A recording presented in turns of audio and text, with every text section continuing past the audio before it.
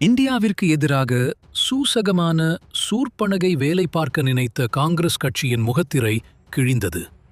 காசா விவகாரம் தொடர்பாக காங்கிரஸ் நாடாளுமன்ற குழு தலைவர் சோனியா காந்தி தெரிவித்த கருத்துக்கு பாஜக கடும் பதிலடி அளித்துள்ளது.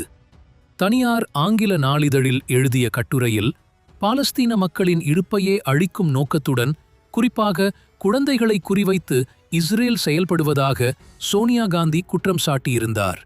மேலும் இந்த விவகாரத்தில் மத்திய அரசு தொடர்ந்து மௌனம் காப்பது தார்மீக ரீதியாக கண்டிக்கத்தக்கது என்றும், பாலஸ்தீனம், ஈரான் உள்ளிட்ட மத்திய கிழக்கு நாடுகளுடனான இந்தியாவின் பாரம்பரிய ராஜதந்திர உறவுகள் பலவீனமடைந்துள்ளதாகவும் அவர் விமர்சித்திருந்தார். இதற்கு பதிலளித்த பாஜக தேசிய செய்தித் தொடர்பாளர் செஷாத் பூனாவாலா, காசா குறித்து தொடர்ந்து பேசும் காங்கிரஸ் வங்கதேசத்தில் இந்துக்கள் மீது நடைபெறும் வன்முறைகள் குறித்து ஏன் மௌனம் காக்கிறது என்று கேள்வி எழுப்பினார். வெளியுறவுக் கொள்கையிலும் காங்கிரஸ் இரட்டை நிலைப்பாட்டை கடைபிடிப்பதாகவும், ஓட்டு வங்கி அரசியலின் அடிப்படையில் வெளிநாட்டுக் கொள்கையை அணுக முயற்சிப்பதாகவும் அவர் குற்றம் சாட்டினார்.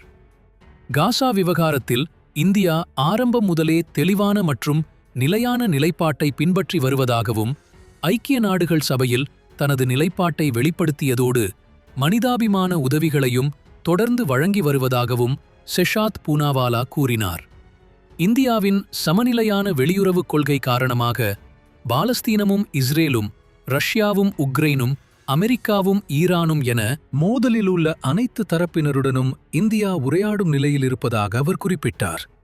இன்று இந்தியா எந்த ஒரு அணியிலும் இணைந்த நாடாக அல்ல, அனைத்து நாடுகளுடனும் இணக்கமாக செயல்படும் நாடாக திகழ்கிறது என்றும், வெளியுறவுக் கொள்கையை கூட மலிவான ஓட்டு வங்கி அரசியலுக்கு பயன்படுத்துவது காங்கிரசின் வழக்கமாகிவிட்டதாகவும் செஷாத் பூனாவாலா விமர்சித்தார். இந்தியாவிற்கு எதிராக உள்நாட்டில் ஓட்டரசியலுக்காக தூண்டியது போதாது என்று தற்போது வெளியுறவுக் கொள்கையை சிதைக்கும்படி சோனியா வெளியிட்ட கட்டுரை அவருக்கும் காங்கிரஸ் கட்சிக்கும் ஆப்பாக மாறியுள்ளது.